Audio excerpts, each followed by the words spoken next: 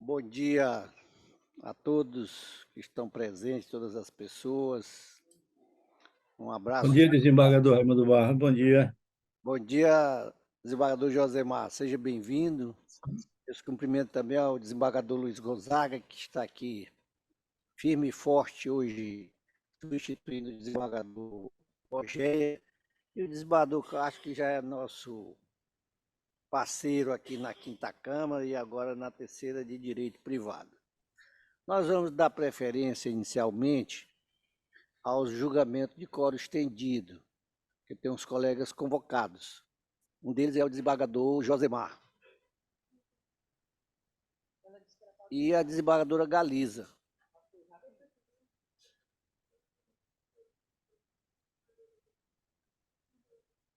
Muito bem.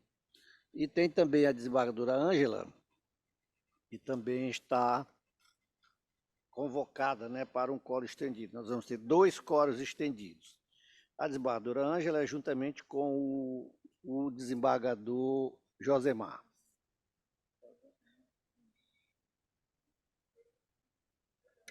Sim, medida de cabelo. Bom dia, desembargador Josemar.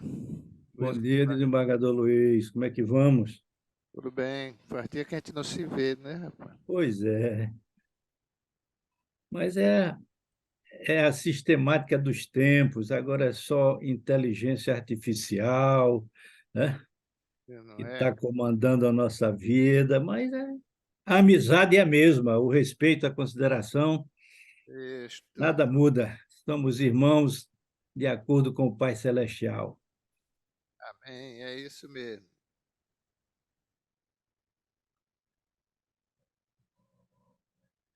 Desembargadora Ângela Salazar.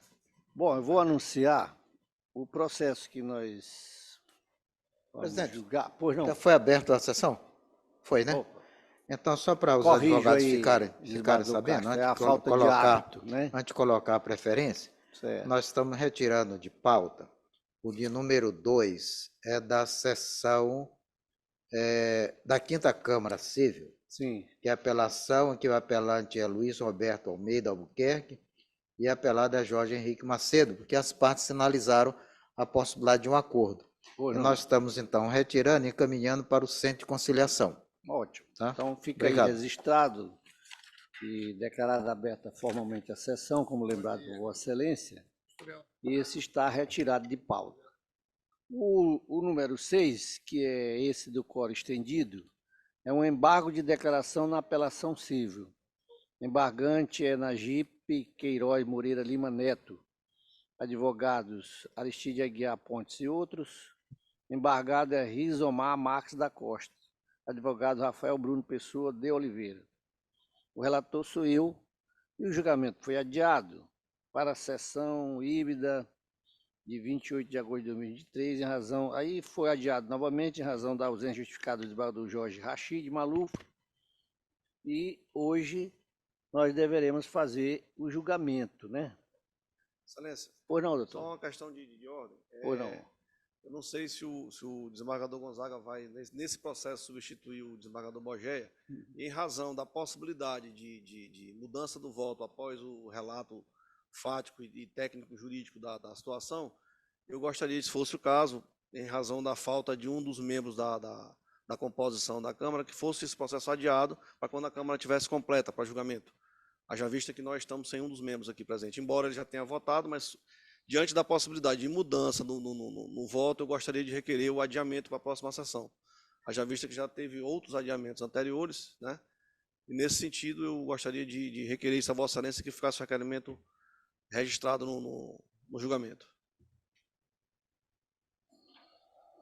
Bom, a princípio não haveria razão para adiar. Já foi adiado várias vezes. Isso. E o Mas colega como ele já está dizendo que votou. Bogé votou, Já votou. e aí não é necessário o presidente do vogal, mas ele está admitindo a possibilidade de uma mudança ou não, até para evitar, porque na verdade não vai haver nenhum prejuízo, porque eles que são principais interessados. Então, Vossa Excelência é de acordo que seja adiado? Eu acho que sim, só para não ter depois Não, lá tudo na bem, frente qualquer problema com relação tudo a bem. Agradeço a Vossa Excelência. Da minha parte não tem problema. Então resiste aí, senhora secretária. Então, desembargador Raimundo Barro, eu estou dispensado, né? Eu agradeço aí, desembargador Josemar, a presença de Vossa Excelência, que sempre o seu É, espírito eu público tem entendo, colaborar com o julgamento. eu entendo que a decisão de Vossa Excelência é coerente, porque pode realmente haver um entendimento diferente nessa nova convocação do desembargador Bogé, e ele pode mudar o seu voto. Então, a decisão de Vossa Excelência, juntamente com a sugestão do desembargador Castro, é salutar e dentro das normas processuais. Muito bem, então fica adiado, importante já estar na ata, né? Que é o embargo de declaração a pedido Pedido. dos embargantes, do embargante e seus advogados. O meu bom dia a todos e até a próxima. Bom trabalho. Um abraço, desembargador Valeu, bom dia, Josemar. Um abraço, Josemar. desembargador Josemar Luiz Gonzaga. Obrigado. Número 6, senhora procuradora.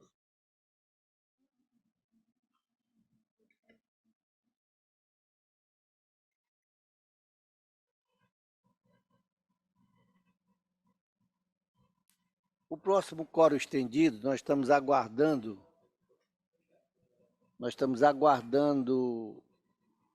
o desembargador José Jorge, que pediu um pouco mais de tolerância e de tempo, que juntamente com a desembargadora Galiza é quem vão participar desse julgamento. Enquanto isso,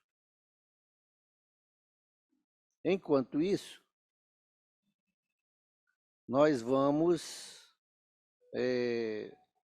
adiantando nossos trabalhos.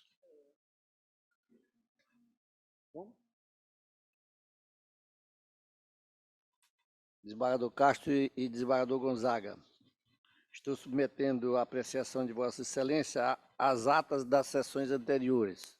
Aprovado, presidente. Muito bem. Aprovadas as atas, vamos aí à primeira preferência fora do quórum estendido.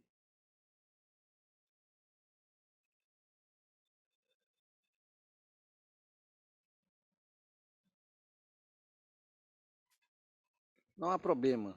É da terceira Câmara, esse número 5.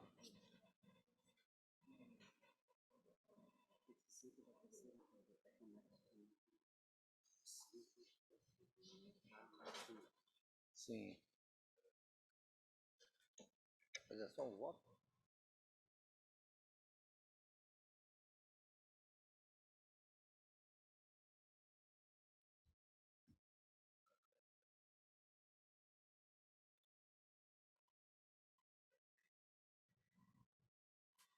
Bom, então vamos mudar, desembargador Castro, aqui porque a preferência que está sendo requerida é da terceira Câmara de Direito Privado. Eu vou anunciar o número 5 da pauta. É uma apelação civil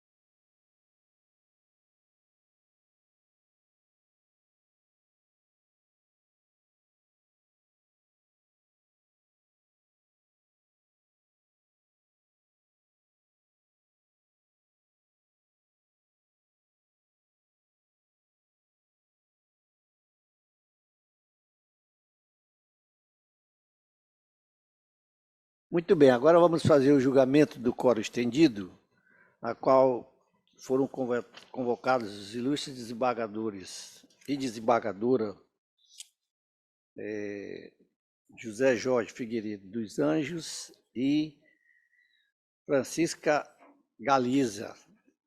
A desembargadora Galiza está presente aqui, né, no pleninho, e o desembargador Jorge está por videoconferência, né, como lhe permite o nosso regimento. E o relator original desse processo é o desembargador Castro.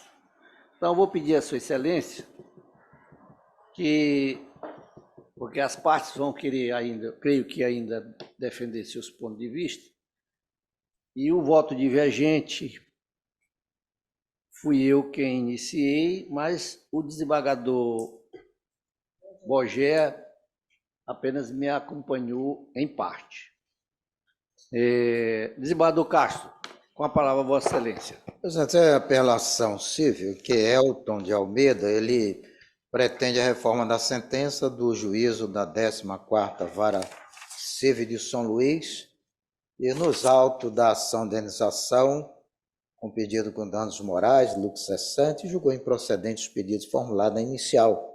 Então, o que se percebe nesse caso é que a autora ajuizou a referida demanda com o objetivo de receber indenização de dano material e moral, alegando ter sofrido dificuldades financeiras por ter ficado impedido de alugar sala comercial de sua propriedade em razão do dano decorrente de vício de construção. O que o apelado está colocando aqui? Que ele tem uma sala num prédio, e aí então houve um dano nesse prédio, e em 2007 o apelado ele adquiriu uma sala comercial da construtora Lotil, localizada na avenida principal, número 20, loja P7, no térreo do condomínio Parque Coajape, São Luís. Ocorre que, passado uma crise financeira, decidiu alugar a unidade comercial um período de 12 meses. Não obstante, em 22 de dezembro de 2014, recebemos ligação de que o prédio comercial estava localizado na unidade comercial, havia desabado, fato que lhe causou indiscutível prejuízo. Então, o recorrente interpôs o presente recurso para sustentar em síntese que o desmoronamento da parte do prédio, quando da reforma estrutural, afetou diretamente a sua unidade comercial. O que aconteceu lá? Que o prédio ele apresentou um defeito, mas a sala em que o recorrente é proprietário, ela ficava do lado oposto. Então o juiz entendeu que não houve prejuízo, porque a sala não foi afetada. E nesse sentido, ele julgou então pelo deferimento procedência do pedido então do apelante. Nós entendemos também nessa mesma linha de raciocínio de que a sala ela não foi afetada, como as testemunhas colocadas nos autos, inclusive testemunha do próprio apelante, que eles admitem que da fissura trincada de rachadura de onde fomos informados, não houve recomendação anterior no sentido de escorar toda a estrutura do prédio. Quando houve desmoronamento da parte do guarda-corpos da marquise de número 1 do piso. Então veja que as próprias testemunhas elas admitem que não houve prejuízo para a parte. É nesse sentido que nós entendemos para que fosse mantida então a sentença. Essa foi, em resumo, um breve relatório dos autos. Bom, esse é um resumo, né, desembargador Castro, do voto de Vossa Excelência. E eu tive uma posição divergente, desembargadora Galiza e desembargador Jorge, do seguinte modo: o seu Elton, né, que é o apelante, ele comprou uma espécie de loja, que esse prédio é de 2 pisos, né, um prédiozinho assim comprido ali próximo do Coajape. E à época, ele caiu, uma parte da frente da marquise dele caiu. Isso foi notícia, não só na internet, ainda hoje ainda tem a foto do prédio no estado em que ele ficou. Então, o prédio era assim um pouco retangular e caiu realmente mais de um lado, né? Da onde era a sala, a loja do apelante, não ficou tão danificado. Só que a pessoa que tinha alugado essa loja nesse prédio do apelante, meses depois fez um distrato dizendo que os consumidores não queriam, não estavam entrando mais do prédio, não tinha mais clientela. E o locatário, o locador, né, quem alugou, realmente disse que estava fazendo o distrato porque, como o prédio estava escorado uma parte dele, não havia motivação mais nenhuma para os consumidores frequentarem aquele local. Eu entendi que o fato de ter caído uma parte da marquise, o fato de quem tinha alugado a loja ter pedido distrato, afirmando que não havia mais clientela, indicava que ele teve um prejuízo. Ele, no meu modo de ver, ele teve a perda de lucro cessante, que é exatamente os aluguéis. Ele só está cobrando aqui, para Vossa Excelência ter ideia, em torno de R$19 mil de aluguéis que ele não pôde mais fazer a locação do imóvel. Eu citei aqui como exemplo, nós tivemos recentemente um prédio da Cirela, em que a tubulação de gás estava junto com a tubulação de energia. E o bombeiro obrigou a empresa a desocupar o prédio, alugar imóveis para que os inquilinos se mudassem, os proprietários e os inquilinos. E a pergunta que eu fiz era a seguinte: isso não gerou prejuízo para os proprietários? É óbvio que gerou, na minha opinião, né? Por quê? Se você me oferecer um apartamento desse, ou esta sala que foi num prédio que caiu uma parte, enquanto consumidor, a minha reação era não querer, porque é um imóvel, de certa forma, desvalorizado. Então eu entendi, se vocês tivessem a oportunidade de olhar a internet, desembargadora Galiza e desembargador Jorge, lá está a foto do prédio, que foi motivo, não só na imprensa, mas na internet, enfim. Por isso é que eu entendi em dar provimento à apelação para, dando provimento, conceder o lucro cessante de 19 mil, aí um pouco, né, doutor Gustavo? 18.900. Perfeito. E mais danos morais, né? Que, deixa eu verificar aqui o valor que eu entendi. O contrato de aluguel, para Vossa Excelência ter ideia, era no valor de R$ 2.100, né?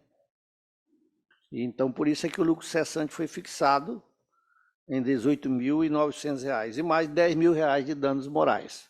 Então, essa foi a minha decisão, que, apesar do cuidado sempre que tem o desembargador Castro, eu divergi da posição de Sua Excelência, o relator. E por isso houve a convocação do quórum estendido.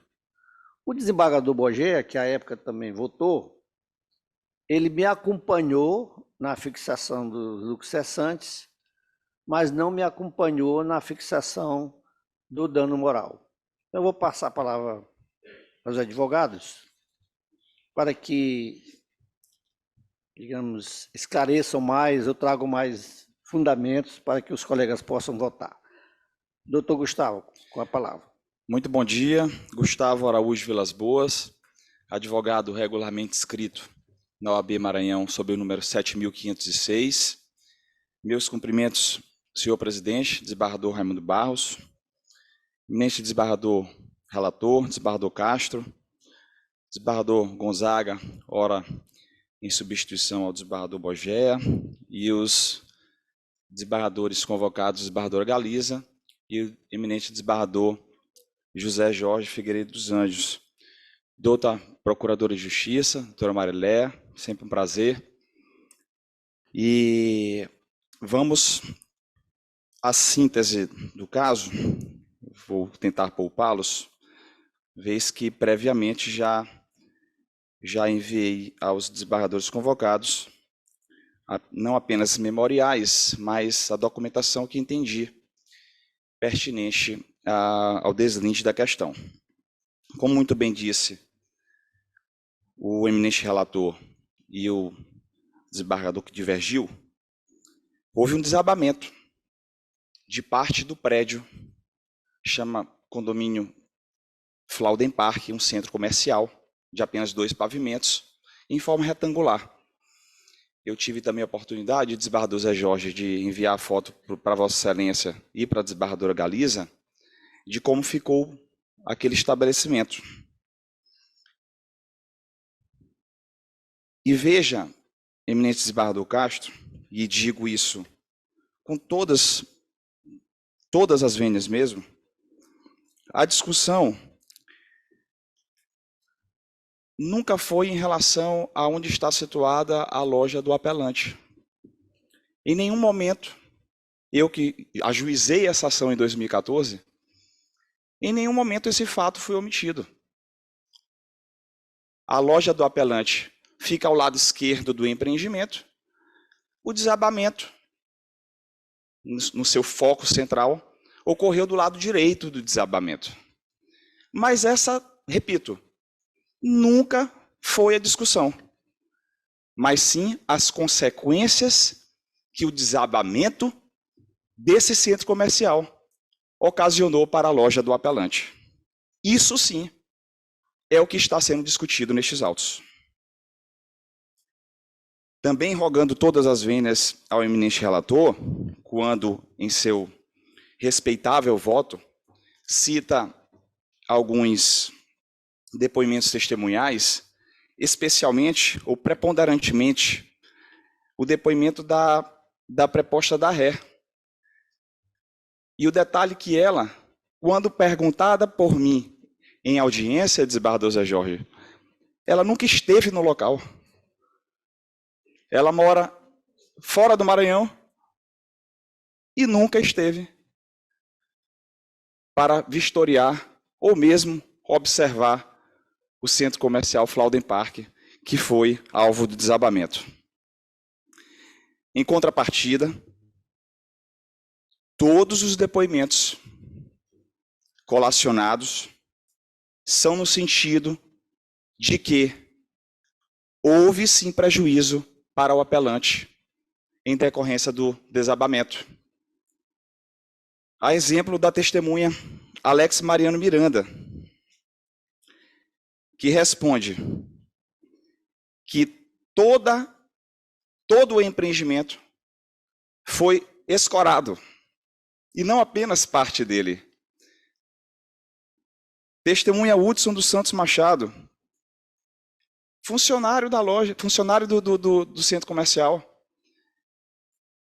quando afirma que as pessoas tinham medo de entrar no empreendimento, que as pessoas não adentravam lá mesmo, porque tinham medo daquilo tudo cair.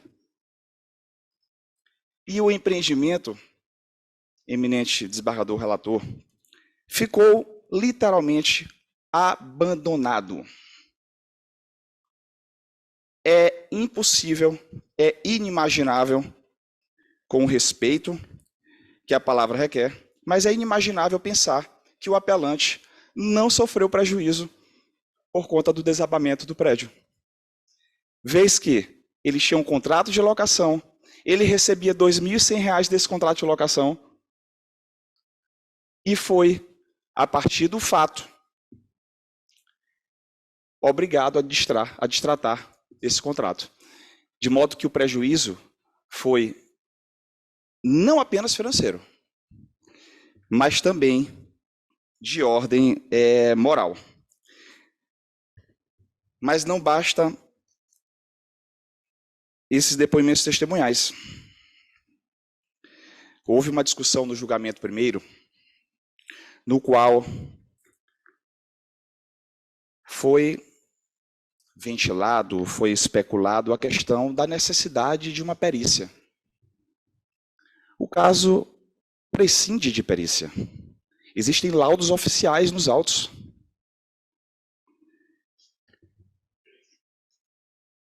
Existe o termo de interdição do Corpo de Bombeiros, juntado no ID 23779, que diz de forma expressa: fica interditado o estabelecimento acima citado por não apresentar condições mínimas de segurança para funcionar como lojas comerciais. O empreendimento todo foi interditado. Não importa onde foi o desabamento, o empreendimento todo foi interditado, existe documento oficial juntado nos autos, e se não fosse assim, doutora Marilé, o risco de queda do prédio como um todo era enorme. Não acabou. No ID 23779-887, tem o laudo de vistoria técnica do CREA. E a conclusão do laudo é no seguinte sentido: após os desmoronamentos, houve o reescoramento de toda a estrutura, no sentido de garantir a segurança do conjunto. Daqui para frente, os trabalhos serão realizados com a estrutura escorada, consistindo estes em ações de recuperação estrutural do prédio. Finalmente, atestamos que há necessidade de ser realizada a recuperação estrutural do conjunto em questão. É mais uma evidência de que todo o prédio ficou impossibilitado de acesso para os consumidores. De modo que não apenas as notícias que foram amplamente divulgadas do desabamento de Barra do Castro, notícia escrita e falada, que geraram toda uma preocupação de quem frequentava aquele prédio. Mas os laudos oficiais do Corpo de Bombeiros, do CREA e as fotos juntadas por nós nos autos do processo, onde dão conta de que o escoramento estava na frente da loja do apelante, são evidências robustas de que o prejuízo existiu. Para finalizar, e já pedindo desculpas pela delonga, mas foi necessária, a loja ao lado do apelante também foi objeto de ação judicial de Barra do Barros, eminente presidente. E a situação era idêntica, também de um contrato de locação. A Justiça de Primeiro Grau condenou a construtora ao pagamento de lucros cessantes e dano moral, e o Tribunal de Justiça, recentemente, confirmou a condenação, confirmou a decisão de primeiro grau. De modo que a gente tem a loja ao lado, a essa loja aqui que a gente está, que é alvo da discussão, que já foi objeto, inclusive, de apelação, e já foi julgada a apelação no sentido de manter a condenação, e essa que a gente está, que está sendo alvo de julgamento, no sentido de que houve, sim, os lucros cessantes e o dano moral. E o dano moral, eu insisto, eminente presidente, nesse pedido, porque uma pessoa que recebe como uma fonte de renda, um arquiteto, que recebe como uma fonte de renda R$ 2.100, e que de forma abrupta tem esse R$ 2.100 retirados por um evento que ele não deu causa, ele, se não sofreu um abalo moral nesse sentido, eu desconheço aí onde fica essa questão, os caracteres e os requisitos mínimos e essenciais para o dano moral. Nesse sentido, a gente pede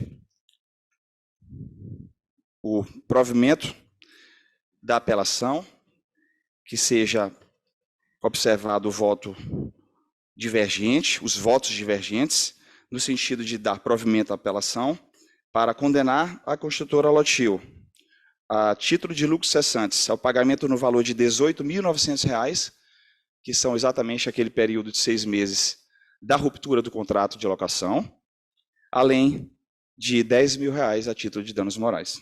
Muito obrigado pela atenção de Vossas Excelências. Tenham todos uma excelente semana. Muito bem, vamos passar a palavra agora para o advogado da parte apelada, Lotil Engenharia Limitada. Doutor John, né?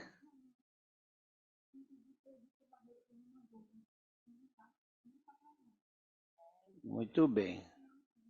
Doutor Vitor Barreto Lima Gomes, por acaso está presente no ambiente virtual? Porque fisicamente já constatamos que não está. Bom, se não está, vamos passar adiante. E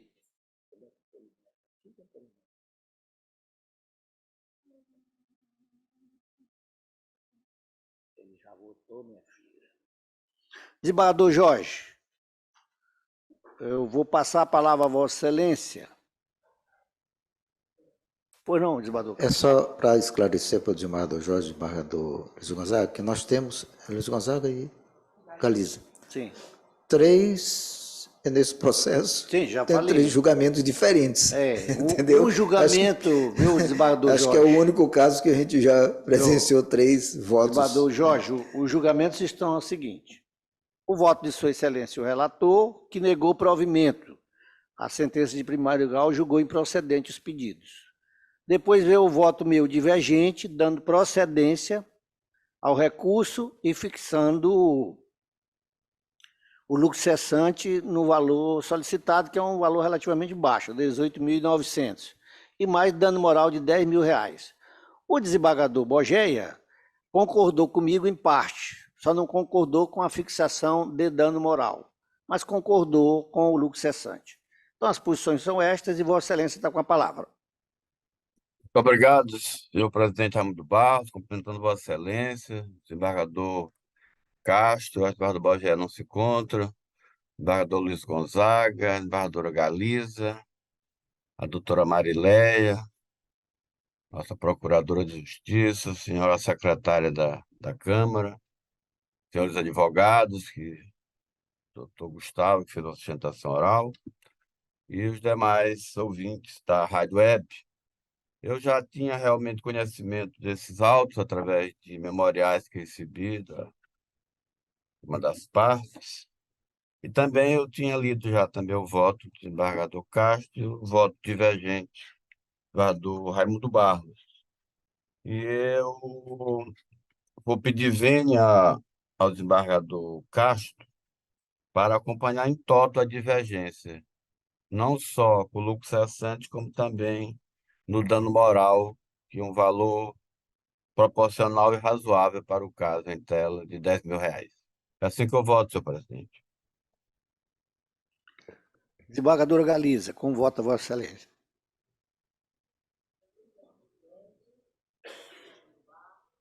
Senhor relator, desembargador Castro, o desembargador Gonzaga, Carlos Zé Jorge e os funcionários aqui, a doutora procuradora Marilé, minha amiga pessoal, doutor Gustavo, advogado aqui presente.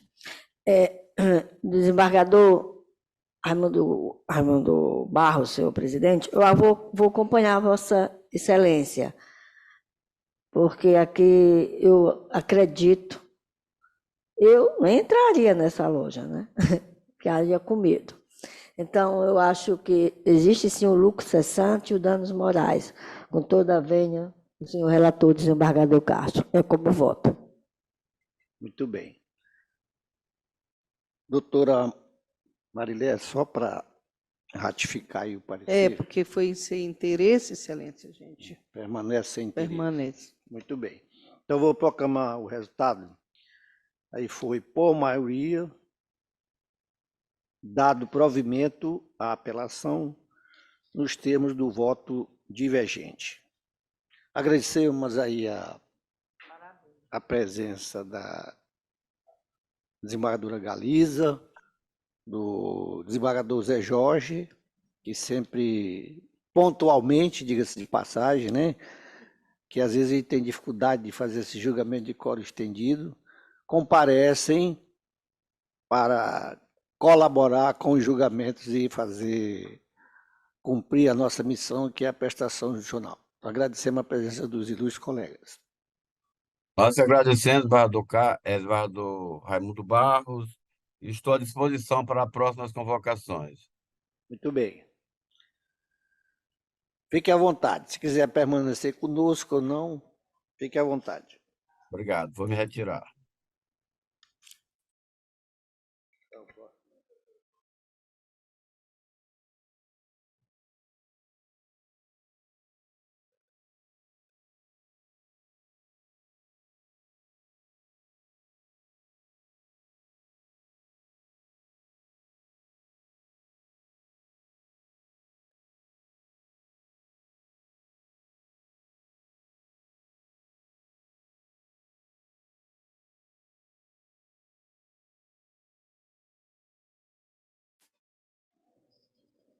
Muito bem, vou anunciar, é o número 3 da pauta da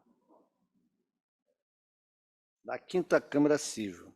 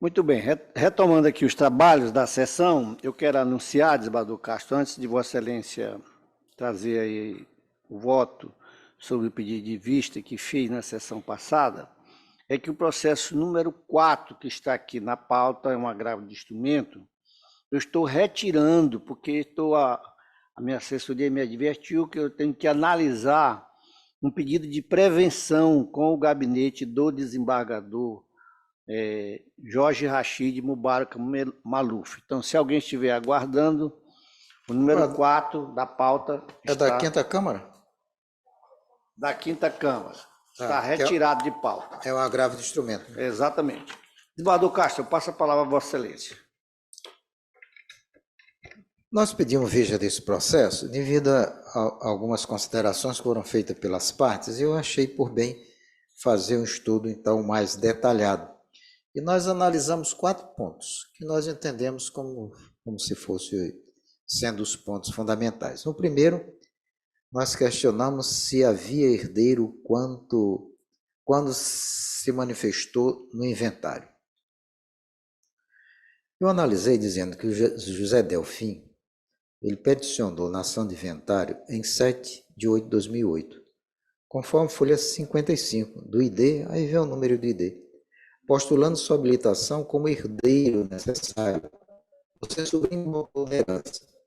Reconheceu em depoimento pessoal que sabia do falecimento do tio na data do óbito que ocorreu em 2003.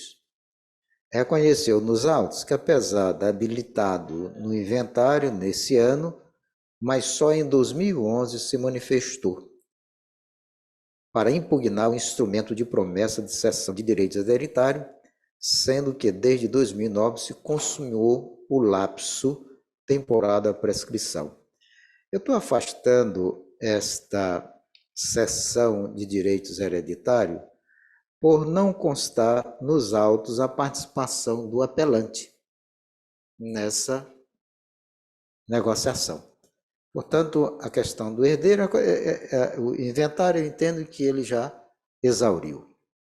O segundo ponto é a procuração não ratificada é válida.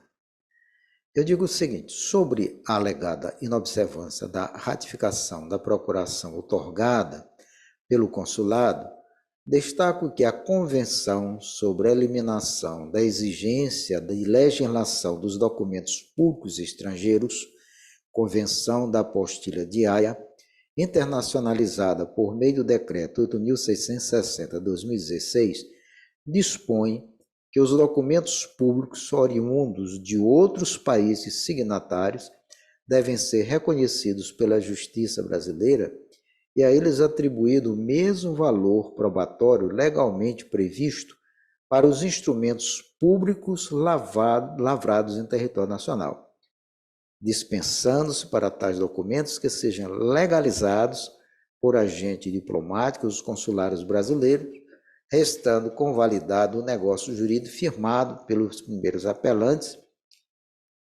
E eu digo mais, que o artigo 462 do Código Civil dispõe que não há forma legal para a pactuação de promessa de cessão de direitos hereditários por instrumento público. E o artigo 108 do mesmo Código diz só ser exigível escritura pública como solenidade essencial a transmissão, modificação ou renúncia de direitos reais sobre imóveis de valor superior a 30 vezes o salário mínimo vigente, o que não se aplica às promessas de compra e venda, ou então às promessas de cessão de direito hereditário. Então, nessa análise que nós fizemos, nós verificamos que houve a validade ou não desse documento e pago está respaldado pela legislação. Portanto, não tem nenhum vício de forma nessa procuração, que é uma procuração válida. Aí eu continuo na mesma análise, no terceiro ponto, que é, então, a questão da uso capião. E nessa parte da uso capião, nós estamos mostrando, analisando, que sobre o tema, o artigo 13 da Lei 10.257, 2001, dispõe, aspas, a uso capião especial de imóvel urbano poderá ser invocada como matéria de defesa, valendo sentença para reconhecer o título de registro no cartório de registro de imóveis. Aí eu trago um julgado, só a parte que interessa, diz o seguinte, a ação possessória pode arguir como defesa a sua posse e alegar prescrição aquisitiva desde que presente os requisitos da uso capião. No caso, a requerida apelada demonstrou exercício da posse mantis pacífica sobre a área litigiosa, com animus domini, apta a respaldar a tese de prescrição aquisitiva uso capião. A legislação civil estabelece os requisitos necessários para a aquisição de propriedade pela uso capião, quais sejam o lapso temporal de posse mantis pacífica e animus domini. E esse é um julgado que nós trazemos aqui de Orloff Neves Rocha, de 30 de abril de 2019. Ademais, o Superior Tribunal de Justiça entende ser possível o reconhecimento da uso capião de bem imóvel se o requisito do prazo for alcançado durante a tramitação do processo judicial. O que ocorre na espécie é que os primeiros apelantes adquiriram a posse do imóvel em setembro de 2004, de forma mansa e pacífica, mediante justo título, conforme instrumento particular de promessa de cessão de direitos hereditários, e lá permanecem até os dias de hoje, estando cumprido disposto o requisito temporal de 5 anos. Eu digo mais ainda nessa questão da uso capião. O imóvel possui uma área privativa de 217,72 metros quadrados, além de 2 vagas na garagem de 13,92 metros quadrados, totalizando 245,56 metros quadrados, estando, portanto, cumprido o tamanho do imóvel. Então, portanto, preenchidos os requisitos do artigo 183. Aí eu digo que o juiz decidiu pela não acolhimento da uso capião, entendendo ser proposta em ação própria. Mas esse julgado que nós vimos aqui, do Superior Tribunal de Justiça, está mostrando o contrário, que pode ser, então, dentro do processo de inventário, apresentado como forma de defesa.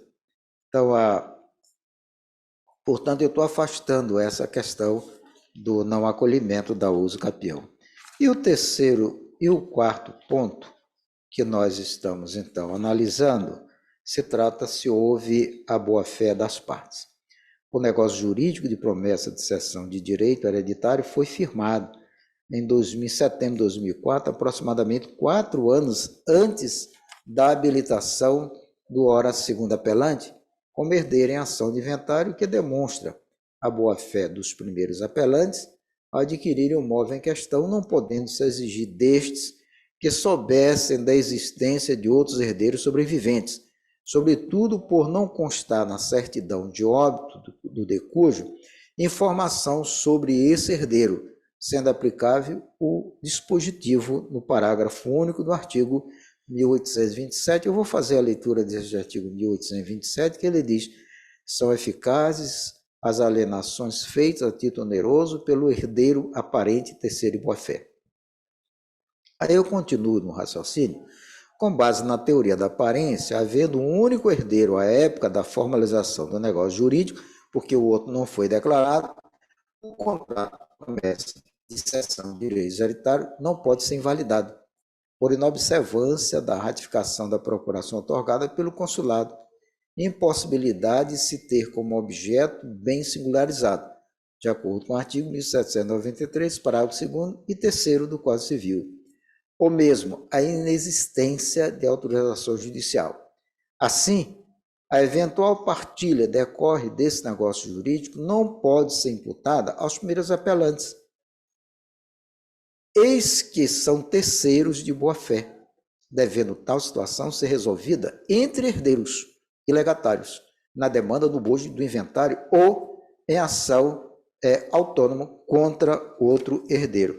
Eu estou entendendo aqui que o seu Delfino tem todo o direito, mas tem que entrar com uma ação própria, cobrando a parte que lhe é devida no inventário contra quem não o colocou no inventário. E não quem adquiriu o imóvel sem saber que tinha um outro herdeiro. De plena boa-fé. Né? Porque não sabia, pelo menos não consta nos autos, que ele participou, então, dessa negociação, dessa sessão, então, de direito.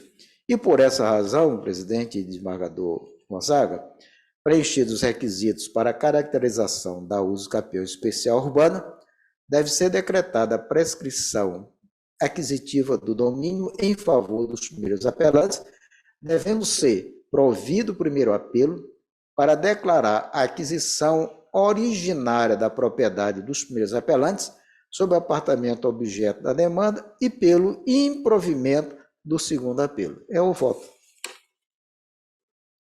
O voto de Vossa Excelência está exatamente no mesmo sentido, né, em que votamos enquanto relator. E o desembargador Bogé já votou? O desembargador Tairone já votou, que estava substituindo o desembargador Bogé. Nos acompanhou. Então, eu vou proclamar o resultado. Por unanimidade, foi dado provimento ao primeiro apelo para reconhecer o usucapião especial e negado provimento ao segundo apelo do senhor José Delfino da Silva Oliveira. E o Ministério Público só foi pelo conhecimento, né?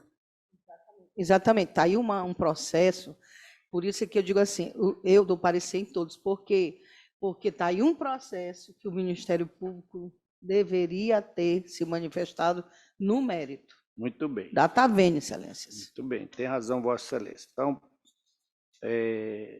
dado provimento ao primeiro apelo e negado provimento ao segundo, o Ministério Público só foi pelo conhecimento do processo, sentado no mérito, nos termos do voto do relator, à unanimidade, sendo que esse julgamento são para os processos de número 7 e número 8 da pauta.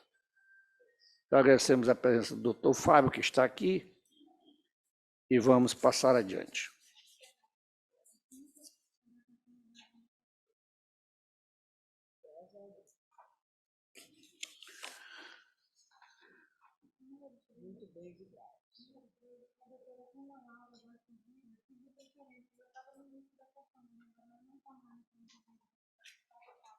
Então, vamos anunciar aqui o número 3 da pauta, desembargador Castro, é um agravo interno.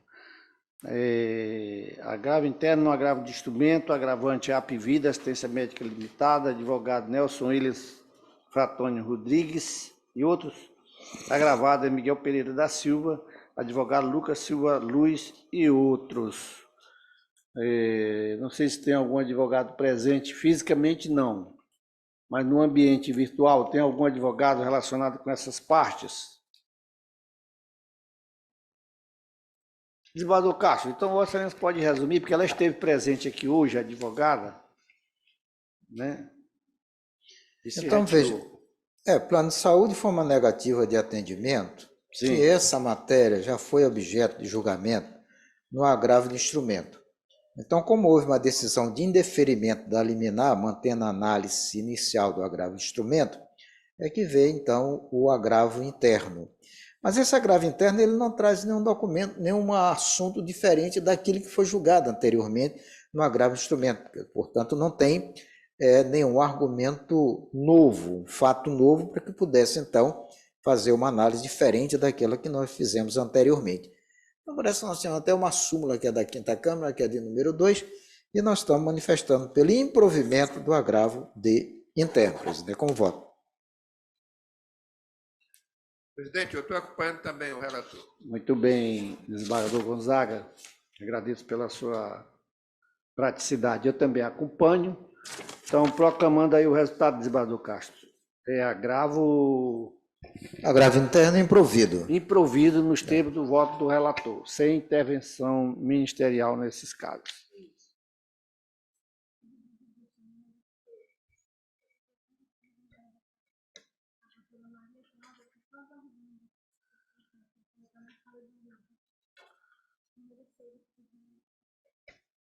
Isso foi quando?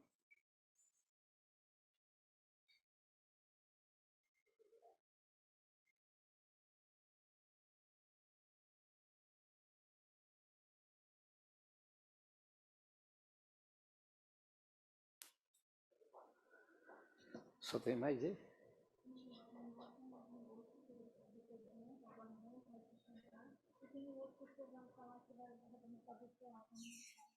Muito bem, esse processo que eu pedi vista, embora eu já esteja vencendo o meu prazo hoje, eu vou pedir tolerância e só vou trazer na próxima sessão.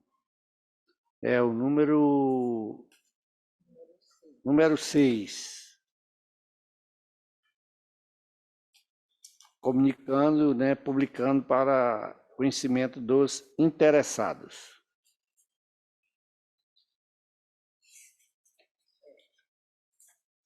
Qual o próximo, senhora secretária? O número 2 da pauta, vou anunciar também um agravo interno, um agravo de instrumento, agravante, loteamento residencial Açailândia Limitada, advogada Rafaela Moreira Campelo e outros. E agravada é Raqueline ou é Jaqueline? É Raqueline mesmo? Raqueline dos Santos Pereira. Relator de pagador José de Ribamar Castro, quem passa a palavra. Constatação, doutora. E qual parte? Por qual parte? Mas agravo interno tem?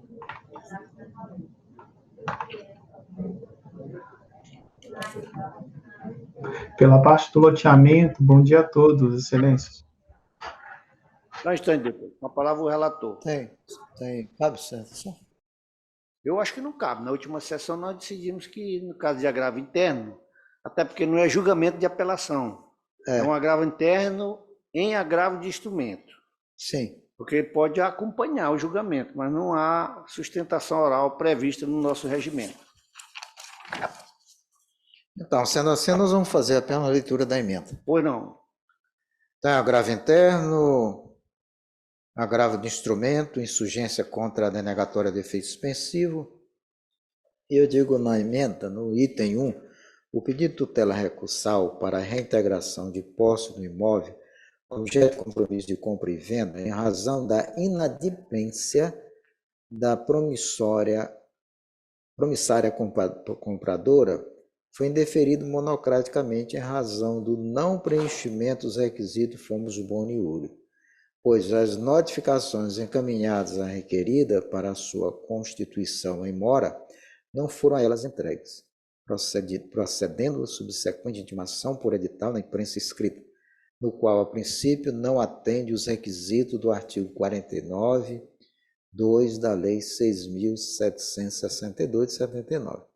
Segundo aponto, a insubsistente do argumento da ré da necessidade de recebimento de notificação pelo devedor, ou de que bastaria que o envio o endereço do contrato, inclusive os precedentes que alenca, são restritos ao âmbito da ação de busca e apreensão de veículo, destoando de julgamento superior do Tribunal de Justiça correspondente à reintegração de posse, dos quais se exige assinatura e recibo do próprio devedor, conforme exegese do artigo 49 da lei tal. Então, ele está trazendo para essa notificação aquilo que se aplica à busca e apreensão de veículos.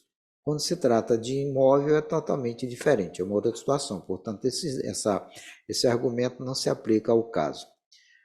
Terceiro, acerca da necessidade da realização de audiência de justificação, não se trata de imposição legal ao magistrado, a sua realização, sobretudo quando o deferimento de liminares se deu em razão de entendimento jurídico, questão de direito, sem qualquer contorno fático a ser dirimido em audiência.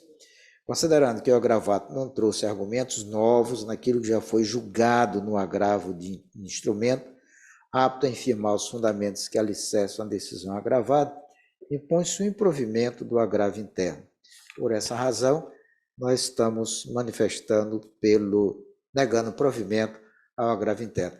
Nós já tivemos desembargador Barros, desembargador Gonzaga, várias ações desse empreendimento lá de, já, são de várias. Imperatriz. O que eu me recordo é pelo menos uma dúzia. É verdade. Eu acompanho Vossa Excelência. Desembargador Gonzaga. Também estou acompanhando, senhor. Então, a unanimidade foi negado o provimento ao agravo interno, nos termos do voto do relator, e o Ministério Público não teve intervenção.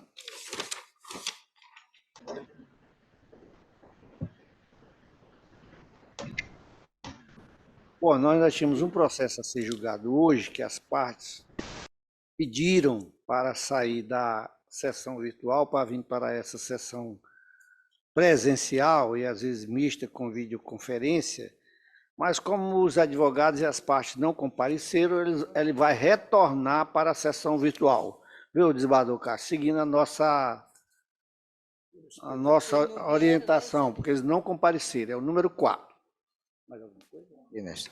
Bom, então, não havendo mais processos a serem julgados nesta oportunidade, agradeço especialmente ao desembargador Gonzaga, que depois de um período aí de restabelecimento está com força total aqui no TJ, então se dispôs a vir aqui colaborar com a 5ª e com a 3ª Câmara de Direito Privado, ao desembargador Castro, que já é aqui junto comigo, membro da Câmara, e a senhora procuradora Marilete.